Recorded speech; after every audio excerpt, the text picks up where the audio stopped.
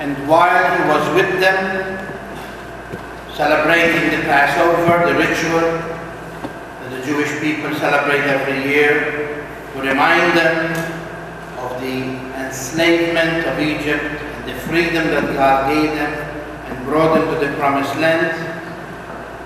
While he was with them, he took bread, broke it, and said to them, "Take and eat it. This is my body." In the same way, he took the cup. After the blessing, he gave it to them and said, "Take and drink of it. This is my blood, the blood of the new and everlasting covenant.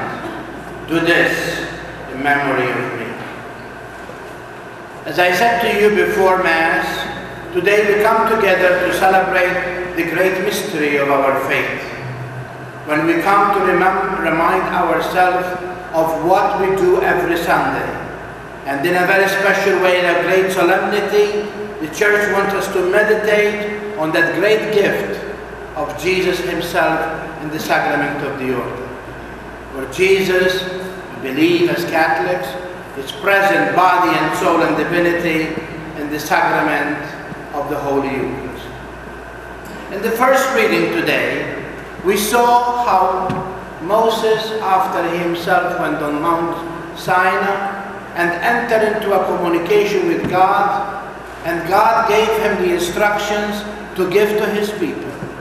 He came down, and you know what happened. The people, after some days away from them, Moses, they made a model, made of gold, and they began to worship him.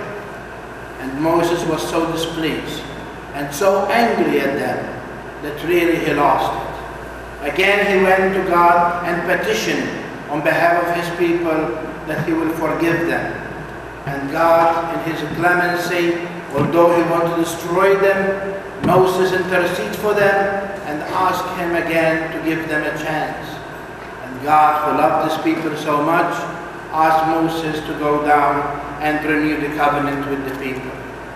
And hear what Moses said. After he himself read the instruction, which are the Torah, the Ten Commandments, he asked them to make a choice. Whom you want to worship, whom you want to follow. And the people said, "We will do everything that the Lord has prescribed for us." And there Moses sealed the covenant between the people of God and God himself. And Moses was that mediator between God and the people. He sent the young men to kill the bullocks and also to kill the lambs and collect all the blood that comes out of them as they caution them, and then he sprinkled half of the blood on the book of the covenant and the other half he sprinkled it on the people, so that they, through that blood, they will be sealed now in a covenant that make them the chosen people of God again, renewed and again be forgiven by God, and God promised on his behalf he will be their God. If we go in the Gospel today, we see that that same covenant now is going to be renewed. Not a covenant made by the blood of bulls, but by the covenant of Jesus Christ, the true Son of the Eternal Father. And that's why he said, "This is my blood, my body, which will be given for you. This is my blood, which will be shed for you." And there, Jesus, by his very blood, he sealed not a covenant made of words, but a covenant made by the blood of Christ, which is everlasting.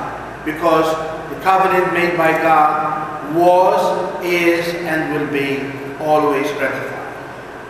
And that's why he said, when he takes the bread in his hands, when he knows that few moments from that supper, he is going to be betrayed. He is going to be given in the hands of cruel people, wicked people. He is going to be mocked. He is going to be put to the cross. He is going to die.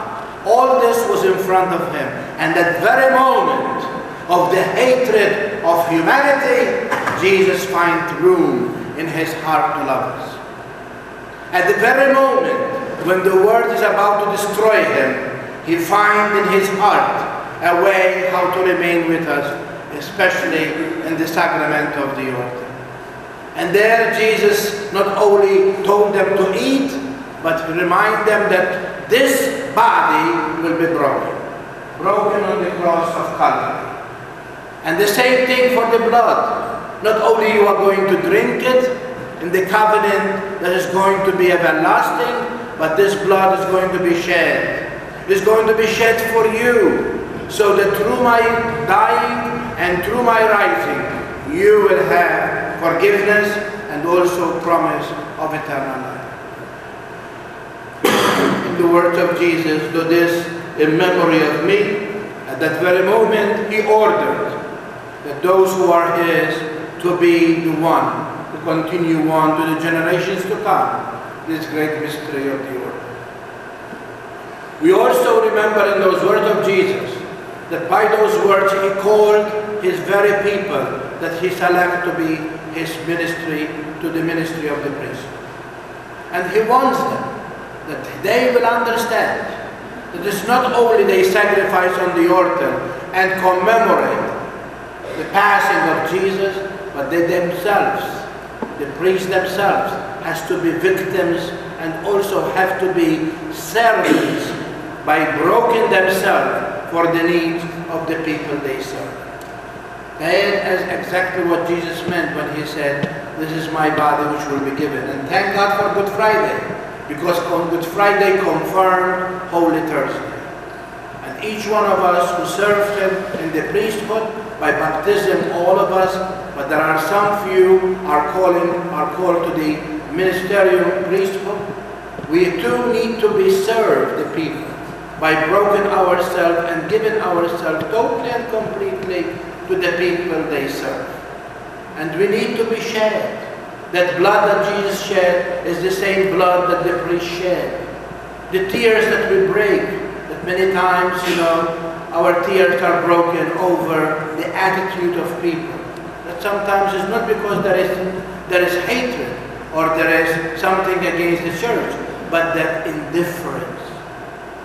How much tears we shed over parents who bring their children to be baptized, and then we don't see them again till their children are about to receive communion. And then what happened after communion? Again, our heart aches when these young children are not brought to the Eucharist, where Jesus is calling them for intimacy with him. For those parents who want us to confirm their children, and then you don't see them. What, as we say, a lie, and what a rejection we have when we find these young people who really wants to be in love with Jesus, and there are parents who are not helping them to become part of it. And that's why today that second reading is so powerful, to remind us of what we all about. The author of the Hebrews reminds us, when Christ came to be a high priest of the good things that have to come to be, passed through the power and more perfect tabernacle, not made by hand. So Jesus was born for one reason, to be a high priest. When we celebrate Mass, every priest who enters in the sanctuary to celebrate Mass, we are not the priest of the Mass. It's Jesus Christ is the priest. I am not really giving you my flesh and my blood. It is Jesus that really is using my lungs, my voice, and my hands to really continue to bring to you that bread from heaven, to strengthen you. And that's why our priesthood is a share of the eternal priest, of the eternal high priest. And that's why he said it was not made by hands, because God the Father sent his Son. Jesus was not human only, but divine. He was divine from eternity. In time he assumed our nature. And so Jesus is not just a simple human being, but he is divine. That's why he said, was not made by hands. That's what we say in the Creed. God from God, light from light, true God from true God. And that's why he said, he comes so that not being from this creation. In other words, he was not a human being only. He entered once for all in the sanctuary. And what is the sanctuary? is the head of Calvary, where he on that altar of Calvary, he himself entered so that he will be offered as victim together by him as the priest.